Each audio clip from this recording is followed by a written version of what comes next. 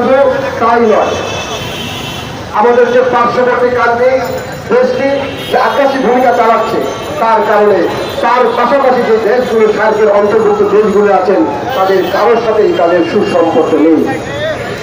Engineer government আছেন, তারা অল্প বিলম্বে। সম্পাদক মীর শরাফত আলী সুপু, এখন আমি আমাদের সুপু ভাইকে কিছু বলার জন্য অনুরোধ করছি। আসসালামু আলাইকুম, বিসমিল্লাহির রহমানির রহিম। দেশি পণ্য কীর্ণ হয় ধন্য। আজকের এই সভার সম্মানিত সভাপতি আমাদের বিএনপি স্বাস্থ্য বিষয় সম্পাদক ডক্টর রফিকুল ইসলাম, প্রধান অতিথি হিসেবে উপস্থিত আছেন। চলমান আন্দোলন সংগ্রাম আমরা যার নেতৃত্বে করছি সে আমাদের প্রিয় নেতা। জীবন সংগ্রামে যিনি অনেক চড়াই উৎসাহ পার করে অনেক ত্যাগ স্বীকার করে আমরা আন্দোলন সংগ্রাম করে আমাদের এই নেতাই সর্বপ্রথম স্বাস্থ্য বিষয়ক সম্পাদক সংগ্রামী নেতা ডাক্তার রফিকুল ইসলাম উপস্থিত রয়েছেন। জাতীয়তাবাদী যুবদলের কেন্দ্রীয় স্বাস্থ্য বিষয়ক সম্পাদক ডাক্তার জাহাঙ্গীর উপস্থিত রয়েছেন। জাসাস জাতীয়তাবাদী সামাজিক সাংস্কৃতিক সংস্থার যুগ্ম আহ্বায়ক জাহিদুল ইসলাম হিটো সহ আমাদের এখানে মহিলা দল, সাবেক ছাত্র নেতৃবৃন্দ সবাই উপস্থিত আছেন। আমাদের এখানে অনেক গ্রাহক এখানে উপস্থিত আছেন। আজকে বাংলাদেশ জাতীয়তাবাদী দল এবং এর অঙ্গ সংগঠনের অনেক নেতৃবৃন্দ তারা স্বেচ্ছায় স্বতঃস্ফূর্তভাবে দেশীয় পণ্য বিক্রির এই আয়োজন করেছেন। আমি ওদেরকে ধন্যবাদ জানাই, আমি ওদেরকে কৃতজ্ঞতা জানাই। ডাক্তার আওয়াল কোরআন সহ যারা এখানে উদ্যোগ নিয়েছেন আমি এদেরকে ধন্যবাদ জানাই। যারা আমাদেরকে পছন্দ করে না, যারা আমাদের স্বাধীনতাকে শ্রদ্ধা করে না, যারা আগরতলায় বাংলাদেশের পতাকাকে নেমে ছিঁড়ে নেয়, আমরা তাদের দেশের পণ্য বর্জন করব। আমরা তাদের দেশের যে আগে শাড়ি কিনতো আমাদের মা বোনেরা, স্ত্রীরা, তারা আর ভারতের শাড়ি কিনবে না, তারা ভারতের সাবান কিনবে না, তারা ভারতের টুথপেস্ট কিনবে না, তারা ভারতের কোনো মশলা কিনবে না। আমার দেশ, আমরা স্বনির্ভর। আবার এখানে পেঁয়াজ হয়, ভারতের পেঁয়াজের চাইতে আমাদের পেঁয়াজের ঝাঁঝ অনেক বেশি। ভারতের মরিচের চাইতে আমাদের মরিচের ঝাল অনেক বেশি। আমরা যদি আমাদের জায়গা না থাকে আমরা ছাদের উপর মরিচ লাগাবো, আমরা বাড়ির উঠোনের মধ্যে আমরা পেঁপে গাছ লাগাবো, আমরা পেঁয়াজ লাগাবো, তাও আমরা ওদের মুখাপেক্ষী হব না। আমরা ভারতীয় পণ্য বর্জন করবো। বন্ধুরা আমার, আপনারা দেখেছেন আগরতলায় বাংলাদেশের সহকারী মিশন প্রতিদিন সেখানে 250 থেকে 300 ভিসা তারা অনুমতি দেয়। বাংলাদেশ সরকার সিদ্ধান্ত নিয়েছে, সঠিক সিদ্ধান্ত, তারা ভিসা বন্ধ করেছে। সেখানে কিছু উগ্রবাদী মানুষ জোরপূর্বক বাংলাদেশের যে সহকারী হাই কমিশন তার প্রধান ফটক ভেঙে ভিতরে ঢুকে আমাদের কর্মচারীদেরকে আঘাত করেছে। আমাদের জাতীয় পতাকা যেখানে পাক পাক করে উঠছিল, সেই জাতীয় পতাকার যে স্ট্যান্ড, যে খুঁটি, সেই খুঁটি ভেঙে আমাদের পতাকাকে তারা ছিঁড়েছে। কলকাতার ডেপুটি হাই কমিশন অফিসে সেখানে গিয়ে বাংলাদেশের বিরুদ্ধে তারা আদাবাজে বলেছে। বোম্বের ডেপুটি হাই কমিশন অফিসে তারা বলেছে। আমরা তাদের নানাবিধ বাংলাদেশ বিরোধী প্রচার আমরা দেখছি। তোমরা আমাদেরকে পছন্দ করো না, তারপরেও তোমাদের জিনিস কিনতে হবে। বাংলাদেশের মানুষ তো মাথা নত করা মানুষরা, আমরা একবেলা খেয়ে থাকবো,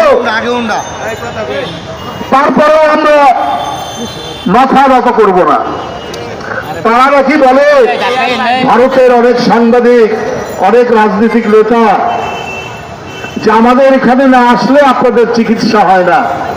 আরে আপনারা কি বিনা পয়সায় চিকিৎসা দেন? আপনাকে বিনা টাকায় এক কাপ চা খাওয়ান? এই নজির তো নাই আপনাদের। আমাদের দেশের লোক ডলার খরচ করে ওখানে গিয়ে। এখন কলকাতার নিউ মার্কেট বন্ধ, দোকানপাট বন্ধ, সেখানে আর কোনো খরিদ্দার নাই, আমাদের ডলারের কেনা হতো। আর আপনি, একজন ডাক্তার নাকি বলেছেন এইবার বাংলাদেশের রুগী আসলে, এবারে বাংলাদেশের রুগী আসলে সেখানে ভারতীয় পতাকা এমন ভাবে রাখা হবে যেন মাথা নিচু করে ঢোকে। আপনারা বাংলাদেশের মানুষকে চেনেন না, আপনারা অনেক জাতিকে সেখানে প্রধানত করে রেখেছেন যারা স্বাধীনতা চায়। এটা আপনাদের বিষয়ে আমরা বলতে চাই না, কিন্তু বাংলাদেশের মানুষকে চেনেন না। ওই পশ্চিমা পাকিস্তানি পাঞ্জাবিরাও কিন্তু এই দেশের মানুষের লুঙ্গি পরা মানুষ হাতে স্টেন গান নিয়ে নদী সাঁতরে ওই পাকিস্তানিদের পরাভূত করেছে।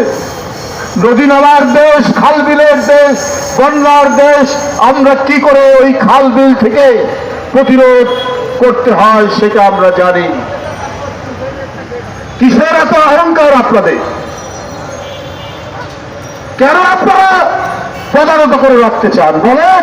আমরা পেঁয়াজ না দিলে ওরা খেতে পারবে না, আমাদের আদা না গেলে আমাদের খেতে পারবে না। আপনাদের আদার দরকার নাই, পেঁয়াজের দরকার নাই। আমাদের বান্দরবনে, আমাদের পার্বত্য চট্টগ্রামে প্রচুর আদা হয়, আমাদের নীলফামারীতে প্রচুর আদা হয়। আমরা আদার চাষ বাড়িয়ে দেব, আমরা রসুনের চাষ বাড়িয়ে দেব। আপনাদের উপর আমরা মুখোপেক্ষী থাকবো এটা ভাবার কারণ নাই যে আপনারা আমাদের একটু দেবেন আর যা বলবেন তাই শুনতে হবে। ওইটা দুই একজন হাসিনার মতো লোক থাকতে পারে, কিন্তু কোটি কোটি বাংলাদেশের মানুষ ওইটা করবে না। তবে আমি আমার দেশের মানুষকে বলবো, ওরা যে বাংলাদেশের মর্যাদাকে লুণ্ঠিত করার চেষ্টা করেছে, ওরা যে বাংলাদেশের পতাকা পড়িয়েছে, আমাদের মর্যাদা হানি করার চেষ্টা করেছে, আমরা ভারতের পতাকাকে লাঞ্ছিত করব না। আমরা আরেকটি স্বাধীন দেশের মর্যাদাকে আমরা ছোট করব না। আমরা প্রত্যেক জাতির যে স্বাধীনতা, সার্বভৌমত্ব, সেটিকে আমরা সম্মান করব। আমরা ওদের মতো এরকম ছোট লোকটি করব না। গতকাল সমস্ত রাজনৈতিক দল নিয়ে প্রধান উপদেষ্টা বসেছিলেন, বৈঠক করেছেন। আমরা জাতির সংকটকালে এইভাবেই আমরা ঐক্যবদ্ধ হব, এইভাবেই আমরা আগ্রাসন ঠেকাবো। আমি আবারও বলছি, বন্ধুরা আমার, যারা আমাদেরকে অপছন্দ করে, যারা শুধুমাত্র একজন ব্যক্তি, যে ব্যক্তি বাংলাদেশের মানুষের উপর অত্যাচার করেছে, নিপীড়ন করেছে, গুম করেছে, ছাত্র জনতাকে রাজপথের রক্তের বন্যা ভাসিয়ে দিয়েছে, সেই হাসিনাকে, সেই আপনার নিষ্ঠুর হাসিনাকে তারা পছন্দ করে, বাংলাদেশের মানুষকে পছন্দ করে না। বাংলাদেশ টিকে থাকুক এইটা চায় না। আজকে তারা নানা ধরনের উস্কানি দিচ্ছে বাংলাদেশে মানুষের মধ্যে, বাংলাদেশের ভিতরে, কিন্তু বাংলাদেশের মানুষ তাদের উস্কানিতে পা দেয়নি।